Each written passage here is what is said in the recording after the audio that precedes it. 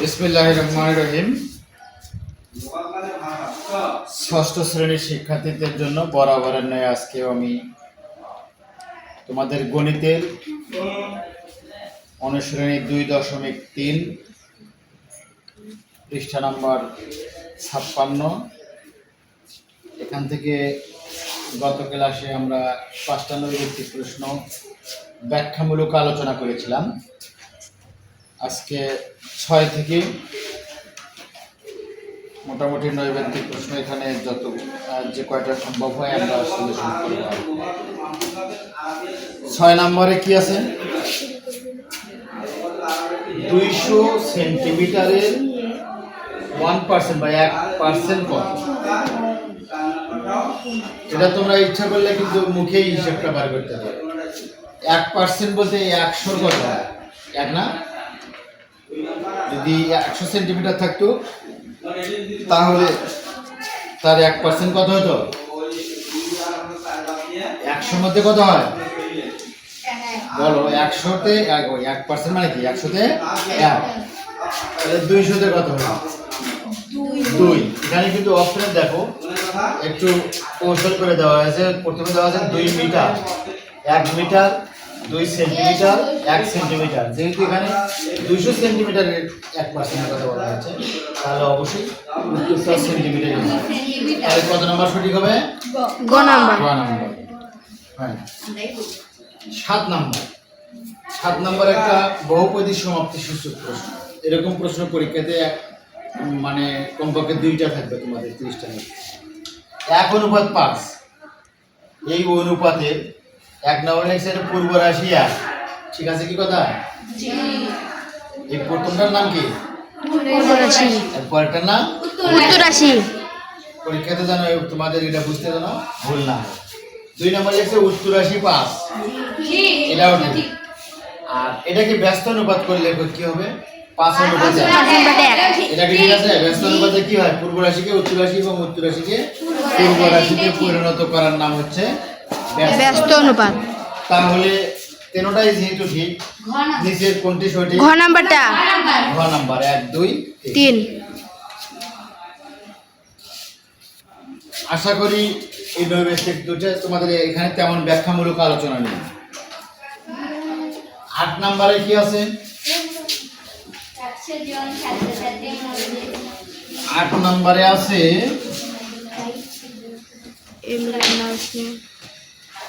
100 জন ছাত্রছাত্রীর মধ্যে ছাত্রী হচ্ছে 60%।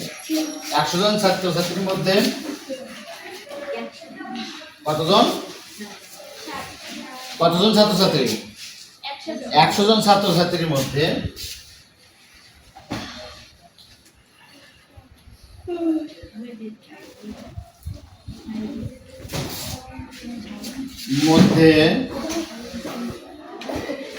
ছাত্রী না ছাত্র লেগেছে 60%?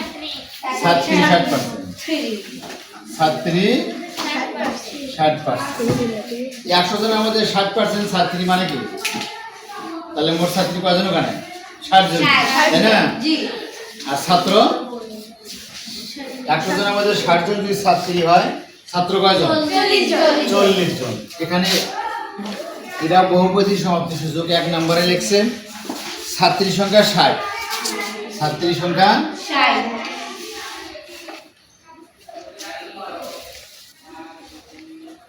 60। 2 নম্বরে কি লিখছে? ছাত্র সংখ্যা 40। ছাত্র সংখ্যা 40। আর 3 নম্বরে লিখছে কি লিখছে? 3 নম্বরে ছাত্র অনুপাত ছাত্রী। ছাত্র কিন্তু আগে লিখছে, তাই না? ছাত্র অনুপাত ছাত্রী কত লিখছে? 3:2। এটা কি রাইট হবে? দেখো আমরা এখানে কিন্তু দেখতেই পাচ্ছি যে ছাত্র কম, ছাত্রী বেশি। এখানে অনুপাতের ক্ষেত্রে ছাত্রটা আগে লিখছে, কতটা বুঝো? ছাত্রী পরে লিখছে, তাহলে অনুপাতেও এখানে কম সংখ্যাটা আগে থাকার কথা। এখানে লিখছে অনুপাতের ক্ষেত্রে লিখছে 3 আগে লিখছে, 2 পরে লিখছে। আমরা এই অনুপাতটাকে বিশ্লেষণ করলে যেটাই আসুক অন্তত প্রথমটা ছোট হবে, যেহেতু আমাদের এখানে ছাত্র সংখ্যা কম। তাহলে এটা আমার হিসাব ছাড়াই বলতে পারবো যে এই 3 নাম্বারটা সঠিক নয়। তাহলে 1 আর 2 রাইট হলে পরে আমরা অপশনে কি কোনটা রাইট পাবো? অপশনে 1 আর 2 আছে কতে, তাহলে ক নম্বর সঠিক। এরপরে অভিন্ন তথ্যমূলক প্রশ্ন কিভাবে আসবে? যে কোনো একটা তথ্য দেওয়া থাকবে বা উদ্দীপক দেওয়া থাকবে অথবা চিত্র দেওয়া থাকবে, সেই চিত্রের উপরে ভিত্তি করে নিচে 1 2 অথবা 3 কোনো কোনো ক্ষেত্রে তার বেশি প্রশ্ন থাকবে, সেগুলো ওই তথ্যের উপরে ভিত্তি করে আলোচনা করতে হবে। এই ক্লাসে মনোযোগ না দিলে কিন্তু হবে না। এখানে একটা চিত্র দেওয়া আছে, নিচে তথ্যের আলোকে 9 ও 10 দুটো প্রশ্নের উত্তর দেওয়া লাগবে। চিত্রটা এইরকম, দেখো এরকম একটা বর্গ, যেটার ভেতরে আর এখানে এই একটা ঘর কালো করে দেওয়া আছে, তাই না? একটা ঘর দেওয়া আছে এরকম কালো করে, আর এর নিচে এইদিকে কি লেখা আছে? 2 মিটার। এই দৈর্ঘ্যটা এই দৈর্ঘ্যটা লেখছে 2 মিটার, 2 মিটার। আর এই দৈর্ঘ্যটা কত লেখছে? হ্যাঁ,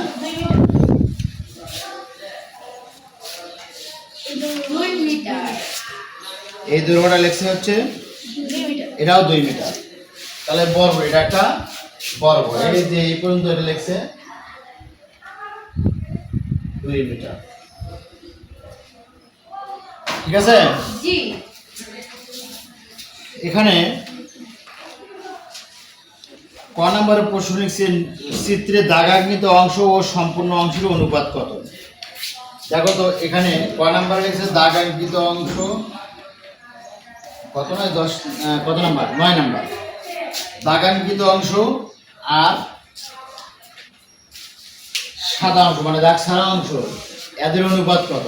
তাহলে দাগাঙ্কিত অংশ কথাটা কিন্তু আগে লিখছে, এখানে দাগ দেওয়া আছে কোন কত কতটুকু? এই পুরো অংশটা 4 ভাগে 1 ভাগ। তাহলে দাগাঙ্কিত অংশ হচ্ছে 1 যদি হয়, তাহলে দাগ ছাড়া অংশ কত? 3 না? তাহলে অনুপাতটা কি হবে? 1 অনুপাত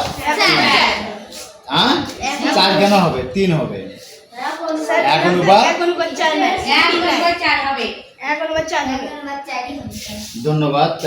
এই 4 ভাগের 1 ভাগ, অর্থাৎ এখানে 4 ভাগের 1 ভাগ হচ্ছে রং করা। তাহলে অনুপাতটা কি হবে? 1 অনুপাত 4। কত নম্বর রাইট? 10 লেখছে চিত্রের বৃহত্তম বর্গক্ষেত্রটির ক্ষেত্রফল কত? বৃহত্তম বর্গক্ষেত্র মানে কি?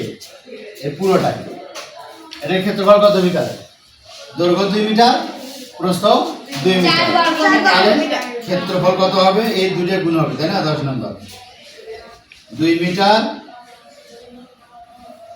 গুণন 2 মিটার, 2 আর 2 গুণ করলে কত হয়? 4। আর মিটার আর মিটার গুণ করলে হয় বর্গ। এখানে অপশনে 4 বর্গ মিটার আছে, 10 নম্বরে 4 বর্গ মিটার আছে। 1 বর্গ মিটার, 2 বর্গ মিটার, 3 বর্গ মিটার আর 4 বর্গ মিটার। এখন শোনো, যদি কোনো জায়গাতে এরকম থাকে 4 বর্গ মিটার লিখছে, আবার আরেক জায়গায় লিখলো 4 মিটার, বুঝলি? বর্গ কথাটা বাদ দিল। অপশনে যদি এরকম থাকে তাহলে কিন্তু ওই বর্গ ছাড়া যেটা সেটা বাদ হবে, কারণ ক্ষেত্রফলের ক্ষেত্রে আমাদের কি করতে হবে? বর্গ মিটারকে হিসাব করতে হবে।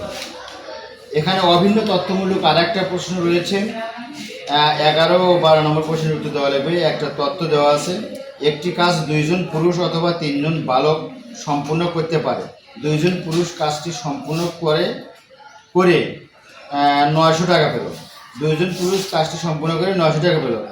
একটি কাজ 3 জন পুরুষ, 2 জন পুরুষ অথবা 3 জন বালক, অর্থাৎ বড় মানুষ যদি 2 ধরে তাহলে 2 জনে সে কাজটা করতে পারবে, কিন্তু বালকেরা যদি যায় তাহলে 3 জন লাগবে। এক্ষেত্রে 2 জন পুরুষ মানুষ সেই কাজটা করে কত টাকা পাইছে? 900 টাকা। তাহলে কিন্তু 3 জন বালকও করলে ওই 900 টাকা পাইতো, ওই কাজের প্রাপ্য হচ্ছে 900 টাকা। সেক্ষেত্রে দেখা যাচ্ছে যে তাহলে 2 জন পুরুষের মজুরি কত হচ্ছে? 2 জনে 900 টাকা পেলে এক একজনের 450 টাকা, এক একজনের 450 টাকা। আর 3 জন বালক মিলে যখন এই কাজটা করবে ওরাও 900 টাকা পাবে। তখন তার মজুরি কত হবে? 300 টাকা করে এক একজন।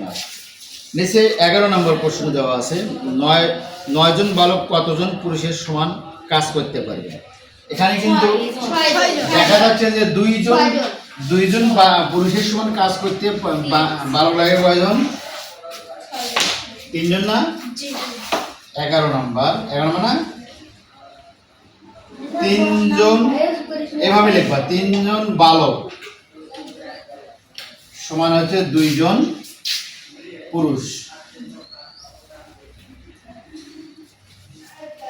তাহলে ঐকিক নির্ণয় করবে, একজন বালক সমান কয়জন পুরুষ হবে? 2 এর নিচে 3 জন পুরুষ। বালক যদি 9 জন হয় তাহলে পুরুষ কয়জনের সমান হবে? গুণন 9, 3 3 9, 3 দুগুণে 6 জন। 6 জন, অর্থাৎ 9 জন বালক সমান হবে কয়জন পুরুষ? 6 জন বালক। এখানে অপশনে 6 আছে, 6 জন আছে আছে খ নাম্বারে। কত নাম্বারে? তাহলে এখানে খ নাম্বার রাইট। 12, যদি একটি কাজ 3 জন বালক সম্পূর্ণ করতো, যদি কাজটি 3 জন বালক সম্পূর্ণ করতো তাহলে প্রত্যেক বালক কত টাকা করে পেত? আমরা কিন্তু আগেই বলছি, তাই না? ওই কাজটার মজুরি হচ্ছে, দামই হচ্ছে কত? 900 টাকা। 2 জন পুরুষ মানুষ করে করার কারণে যদি 900 পায়, তাহলে 3 জন বালকই এই কাজটা করলে ওই 900ই পাবে। এক একজন পাবে কত টাকা করে? 300 টাকা করে। এখানে হিসাব তেমন আর জটিল কোনো হিসাব নাই, এই জন্য আমরা হিসাবে গেলাম না।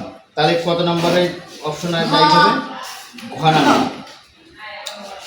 13 নম্বর, ইউসুফ পরীক্ষায় 70% নম্বর পায়। পরীক্ষার মোট নম্বর 700 হলে ইউসুফের প্রাপ্ত নম্বর কত? কত হবে বলো দেখি? 490 টাকা। কেমনে বুঝলে? 70% মানে 100-র মধ্যে পাইছে কত? 70। তাহলে ওখানে মোট নাম্বার কত? মোট নাম্বার 700। তাহলে 100-র মধ্যে যদি 70 বাই 700-র মধ্যে কত পাবে? এটা আমরা কত নাম্বার? 13 নম্বর। এইভাবে হিসাব করে বের করবো, বুঝছো? 100-র মধ্যে পায়, 100 নম্বরের মধ্যে পায় কত নাম্বার? 70 নাম্বার। তাহলে 1 নাম্বারের মধ্যে কত পাবে? 70-এর নিচে 100, 700 নাম্বারের মধ্যে কত পাবে? বাংলা জায়গা লিখতে হবে, তাই না? বীজগুলো লিখে লিখে অভ্যাস হয়ে গেছে, তাই না? 700-র মধ্যে কত পাবি? 70 গুণন 700 ভাগ 100। এই 2 শূন্য করলে একের দাম নাই, 7 7 49। কত নাম্বার? 490। কত নাম্বার রাইট হচ্ছে এখানে? খ নাম্বারে আছে 490। 14 নম্বর, আমরা নৈবেদিক সব কটা শেষ করে দিয়েছি, 14 নম্বরটাই শেষ, তাই না? 8 কেজি চালের দাম 168 টাকা হলে 5 কেজি চালের দাম কত? তাহলে 8 কেজি আমরা ঐকিক নিয়মে কি করব? আগে 1 কেজি বাই করে নেবো, তাই না? ঐকিক নিয়ম অনুযায়ী 14 নম্বর।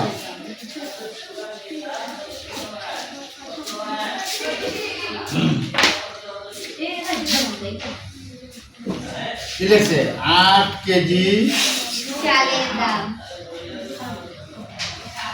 চালের দাম কত? কত লিখছে? 168 টাকা, তাই না? তাহলে 1 কেজি চালের দাম কত হবে? 168 ভাগ 8। কয় কেজি চালের দাম আমরা চাচ্ছি? 5 কেজি, তাই না?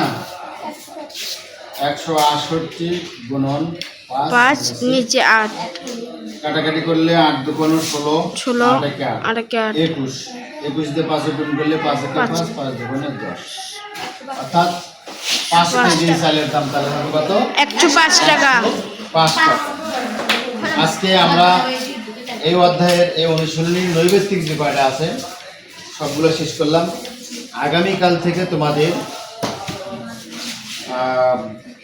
এখান থেকে যেগুলো সমস্যা দেওয়া আছে, অঙ্ক দেওয়া আছে, অঙ্কগুলো আগামীকাল থেকে আমরা করাবো। আশা করি পরবর্তী ক্লাস তোমরা অংশগ্রহণ করবে। আর এই ক্লাস দেখার সময় অবশ্যই তোমাদের গণিত বইটা সামনে নিয়ে খাতা কলম নিয়ে বসলে অঙ্কটা শিখতে তোমাদের সুবিধা হবে। ধন্যবাদ সবাইকে।